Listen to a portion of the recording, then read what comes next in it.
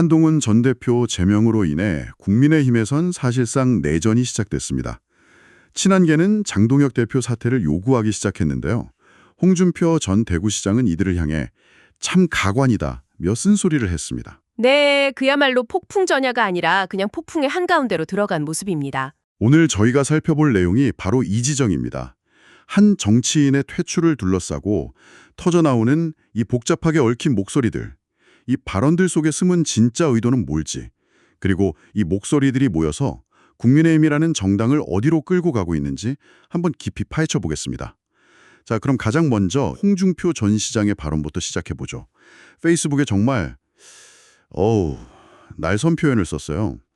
호랑이 없는 골에 여우가 왕질한다더니 중심 없이 여우들끼리 니전투구하는구나. 네, 비유가 아주 직설적이죠. 그렇죠. 여기서 호랑이가 누구고 여우가 누군지는 사실 너무 명확해 보이는데요.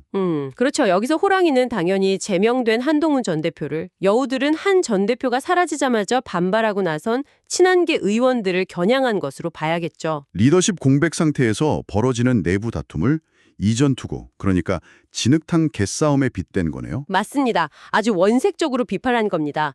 이건 뭐 정치적 수사라기보다는 거의 경멸에 가까운 표현이라고 봐야 해요. 맞아요. 그냥 비판이 아니라 아예 격을 떨어뜨리려는 의도가 보여요. 특히 공천 보훈하라고 국회의원 시켜준 거 아니다. 이 대목, 저는 이게 아주 핵심적이라고 느꼈습니다. 아, 그 부분. 네. 이건 단순히 감정적인 비난을 넘어서 친한계 의원들의 반발 자체에 대한 정당성을 완전히 무너뜨리려는 공격이잖아요. 정확합니다. 너희들의 행동은 당을 위한 명분이 아니라 개인적인 빚을 갚기 위한 사적인 움직임일 뿐이다. 라고 딱지를 붙여버리는 거죠. 바로 그겁니다. 그게 이 발언의 가장 무서운 지점이에요. 정치적 명분을 아예 제거해버리는 거니까요. 여기에 장마 때 한강에 떠내려오는 정치 쓰레기들 청소 안 하면 그 당은 미래 없다는 말까지 더했거든요. 와, 정치 쓰레기라니. 이건 단순한 비판이 아니라 척결의 대상으로 규정하는 겁니다.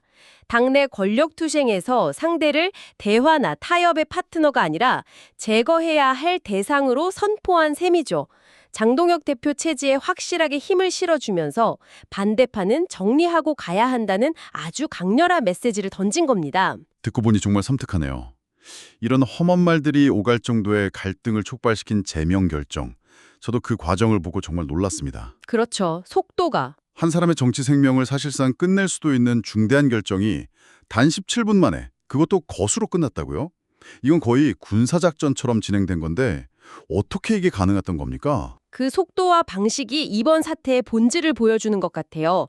비공개 최고위원회 회의였고 의결 권한이 있는 최고위원 9명만 딱 모여서 거수로 표결을 진행했습니다. 9명이요? 네, 장동혁 대표 포함 7명이 찬성, 우재준 최고위원이 반대, 양양자 최고위원이 기권하면서 순식간에 결정이 나버렸죠. 그런데 제명이라는 징계가 갖는 무게를 생각하면 17분은 너무 짧은 시간 아닌가요? 이게 어떤 의미인지 청취자분들을 위해 좀 더 설명해 주실 수 있을까요? 네, 제명은 당규상 내릴 수 있는 가장 높은 수위의 징계입니다. 한번 제명되면 최고위원회의 특별 승인 없이는 5년간 재입당이 금지되거든요. 5년이요? 그렇습니다. 이게 뭘 의미하냐면 당장 4개월 앞으로 다가온 지방선거나 각종 보궐선거는 물론이고요. 2028년 총선, 심지어 2030년 대선까지 국민의힘 소속으로는 그 어떤 선거에도 나갈 수 없다는 뜻입니다. 한 정치인의 커리어를 사실상 당내에서는 완전히 끝내버리는 결정이군요. 그렇죠. 그런데 이걸 단 17분 만에 처리했다는 건 그만큼 지도부의 의지가 확고했다 이렇게 봐야겠죠. 근데 왜 그렇게 서둘렀을까요? 절차적 정당성에 대한 논란이 불거질 걸 몰랐을 리도 없는데요. 이건 오히려 반발 세력에게 공격의 빌미를 주는 것 아닌가요? 역설적으로 그게 바로 지도부가 노린 효과일 수 있습니다. 우리에겐 논란을 감수할 만큼의 결단력이 있다는 걸 보여주는 거죠. 일종의 쇼맨십 같은 건가요? 그런 측면도 있죠. 시간을 끌면 내부에서 반대 여론이 조직되고 언론의 관심이 집중되면서 동정론이 생길 수도 있잖아요. 그럴 수 있겠네요. 그런 가능성을 원천 차단하고 누구도 뒤집을 수 없는 기정사실을 만들어버려려는 의도였다고 봅니다. 일정의 충격 요법으로 당내 주도권을 확실히 장악하겠다는 계산이 깔려 있는 거죠. 하지만 말씀하신 대로 바로 그 속도전이 반대파에게는 비민주적 폭거라는 최고의 공격 명분이 되어 돌아왔습니다. 맞습니다. 결정이 나오자마자 친한계 의원 16명이 즉각 성명을 냈죠. 네, 장동혁 지도부는 이번 사태에 책임을 지고 즉각 물러나라면서요. 이들의 주장을 보면 명확한 사실관계와 논리도 없이 감정적으로 전직 당대표의 정치 생명을 끊었다고 비판하는데 특히 장동혁 대표의 이율 배반을 콕 집어서 공격하더군요. 그 부분이 친한계 반격의 핵심 논리입니다. 과거에 비슷한 당원 게시판 사건이 있었을 때 장동혁 대표는 오히려 한동훈 전 대표를 적극적으로 옹호했었거든요. 아, 그랬었네요. 네. 문제될 것 없다고 방어하던 사람이 이제 와서 제명을 주도하는 건 앞뒤가 맞지 않다는 거죠. 이건 단순한 감정적 반발이 아니라 이번 제명을 주도한 장동혁 대표의 리더십과 결정의 정당성 자체에 근본적인 흠집을 내는 굉장히 효과적인 공격입니다. 친한계의 반발은 어느 정도 예상된 수순이었죠. 그런데 이 불길에 기름을 부은 건 전혀 예상 밖의 인물이었습니다. 그렇죠. 바로 오세훈 시장. 네, 바로 오세훈 서울시장 아니었습니까? 지금까지 한 발짝 떨어져서 큰 정치, 통합 이런 걸 강조하던 인물이었는데요. 맞습니다.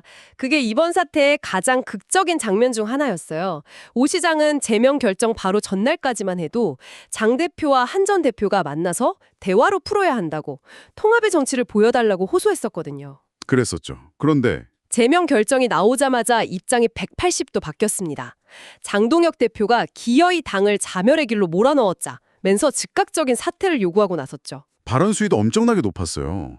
당대표 개인과 홍위병 세력을 위한 사당화, 국민의 외면을 넘어 혐오의 대상이 되고 있다는 표현까지 썼는데 이건 그냥 비판이 아니라 거의 결별 선언처럼 들리던데요. 오 시장 같은 거물급 정치인이 단순히 통합을 외치다 하루아침에 입장을 바꾸는 건 감정적인 행동이 아닙니다. 철저히 계산된 수라고 봐야죠. 계산된 수요. 어떤 계산일까요? 이건 장동혁 대표의 리더십이 이미 회복 불가능하다고 판단했거나 혹은 이번 사태를 차기 대권 구도에서 자신의 입지를 다질 절호의 기회를 보고 있다는 신호일 수 있습니다. 아, 그러니까 한동훈이라는 가장 강력한 경쟁자가 잠시 무대에서 내려온 틈을 놓치지 않으려는 거다. 그럴 가능성이 매우 높죠. 이건 한동훈 전 대표를 구하기 위한 움직임이라기보다는 오세훈 시장 자신의 정치적 미래를 위한 포석으로 해석될 여지가 충분합니다. 그렇게 보니 사당화 같은 강한 단어를 쓴 이유가 이해가 되네요. 장동혁 대표의 리더십에 치명타를 입히고 자신이 그 대안이자 당의 중심이라는 걸 보여주려는 의도라는 거잖아요. 바로 그겁니다. 중립을 지키던 중진이 등을 돌렸다는 건 이번 사태에 대한 반감이 단순히 친한계를 넘어 당 전체의 문제로 번졌다는 상징적인 사건이기도 하지만 동시에 물밑에서는 이미 차기 권력을 향할 치열한 수싸움이 시작됐다는 걸 의미하기도 합니다. 자, 그럼 정리해보면 당권파와 친한계, 그리고 여기에 가세한 오세훈 시장까지 구도가 아주 복잡한데요. 그런데 여기서 또 다른 목소리를 낸 그룹이 있습니다. 당내 개혁 성향 의원 모임인 대안과 미래인데 이들의 입장은 앞선 두 그룹과는 또 결이 다르더라고요. 네, 그 점이 아주 흥미로운 지점입니다. 17명의 의원들이 모여서 낸 입장을 보면 일단 참으로 우려스러운 최악의 일이 벌어졌다며 지도부의 결정을 강하게 비판합니다. 지도부를 비판하는 건 친한계와 비슷해 보이는데 뭐가 다른 거죠? 결정적인 차이는 한동훈 전 대표를 향한 메시지에 있습니다. 이들은 한 전 대표를 무조건 옹호하지 않아요. 오히려 이번 제명을 계기로 희생과 헌신에 대한 고민과 함께 성찰이 있길 바란다고 촉구합니다. 아, 성찰을 촉구했다. 네, 이건 사실상 한 전 대표에게도 책임이 있다는 점을 애둘러 지적한 거거든요. 와, 정말 흥미롭네요. 그러니까 이들은 장동혁도 틀렸고 한동훈도 완벽하진 않다는 입장이군요. 양비론으로 비출 수도 있겠지만 어찌 보면 이 사태를 계파 싸움이 아니라 당 전체의 구조적인 문제로 보고 제3의 길을 모색하려는 시도라고도 할 수 있겠네요. 맞습니다. 바로 이 지점에서 우리가 왜 이 상황을 심리적 분당 상태라고 부르는지가 명확해집니다. 심리적 분당 상태요. 네, 물리적으로 당이 쪼개지지는 않았지만 당권파, 친한계, 오세훈 같은 중진, 그리고 개혁파까지 주요 구성원들이 사태를 바라보는 인식과 해법이 전부 제각각인 거예요. 서로 다른 방향으로 달려가고 있는 거죠. 신뢰와 공동의 목표라는 정당을 하나로 묶어주는 심리적 끈이 거의 끊어진 상태다 이렇게 볼 수 있겠군요. 그렇죠. 여기에 한 전 대표의 10만 편덤이 대규모 퇴진 집회를 예고하는 등 갈등이 원내를 넘어 원외로까지 번지고 있고요. 이 모든 혼란의 중심에 서 있는 한동훈 전 대표. 그의 반응은 어땠나요? 예상과 달리 굉장히 짧고 간결한 입장만 내놨죠. 네, 제명 결정 직후에 국회에서 기자회견을 열었는데 모두의 예상을 깨고 취재진의 질문도 받지 않았습니다. 100여자 남짓한 짧은 입장문을 읽고 그대로 자리를 떠났어요. 표정은 침통했지만 메시지만큼은 아주 단호했고요. 맞습니다. 핵심 메시지는 이거였습니다. 저를 제명할 수는 있어도 국민을 위한 좋은 정치의 열망을 꺾을 수는 없다. 그리고 반드시 돌아오겠다. 저는 이 짧은 메시지가 굉장히 전략적이라고 느꼈습니다. 어떤 점에서요? 징계가 부당하다거나 법적 대응을 하겠다는 식의 구체적인 이야기는 하나도 없잖아요. 그렇죠. 당장의 법적, 정치적 공방에 휘말리기보다는 이 싸움의 프레임을 완전히 바꿔버린 겁니다. 자신을 정치 탄압의 희생자이자 국민의 열망을 대변하는 인물로 규정하면서 지지자들에게 직접 희망의 메시지를 던진 거죠. 아, 당 지도부가 아니라 국민과 지지자들을 바라보겠다는 선언이군요. 바로 그겁니다. 반드시 돌아오겠다는 말은 사실상 정계 복귀 선언이고 지지층에게 나를 잊지 말고 기다려달라는 강력한 신호를 보낸 거고요. 지금 당장 싸우기보다 힘을 비축해서 더 큰 싸움을 준비하겠다는 장기적인 포석으로 읽힙니다. 네, 단기적으로는 당 밖으로 밀려났지만 장기적으로는 자신을 중심으로 한 세력을 규합해서 다시 돌아오겠다는 의지를 분명히 한 겁니다. 기다려달라, 포기하지 말라는 말로 지지층의 이탈을 막고 결집을 유도하면서 다음을 기약한 셈이죠. 지금의 패배를 미래의 승리를 위한 서사로 만들려는 시도라고 볼 수 있습니다. 정리해보겠습니다. 한동훈 전 대표의 제명은 단순히 한 정치인의 거취 문제를 넘어 국민의힘 내부에 잠재되어 있던 모든 갈등을 수면 위로 폭발시킨 기폭제가 됐습니다. 네, 지도부는 원칙을 세웠다고 주장하지만 친한계를 필두로 한 반발 세력은 리더십의 정당성 자체를 흔들며 총공세에 나섰고요. 여기에 지방선거가 불과 4개월밖에 남지 않았다는 시점에 문제가 더해지면서 상황은 더욱 심각해지고 있습니다. 맞습니다. 당의 주도권을 잡기 위해 정적을 제거한 장동혁 대표와 당 밖으로 밀려났지만 거대한 팬덤을 기반으로 복귀를 선언한 한동훈 전 대표. 이 두 사람의 충돌, 그리고 그 주변에서 각자의 셈법에 따라 움직이는 여러 세력들의 이해관계가 맞물리면서 보수 진영 전체가 거대한 소용돌이 속으로 빠져들고 있습니다. 한 전 대표는 반드시 돌아오겠다고 선언했습니다. 당 밖으로 밀려난 리더가 다시 정치의 중심으로 돌아오는 길은 결코 쉽지 않을 텐데요. 그가 과연 어떤 방식으로 그리고 어떤 모습으로 자신의 약속을 지키려 할까요? 그리고 더 중요한 질문은 그가 돌아올 때쯤 지금의 국민의힘은 과연 어떤 모습으로 그를 맞이하게 될까요? 생각해 볼 지점이 많은 것 같습니다.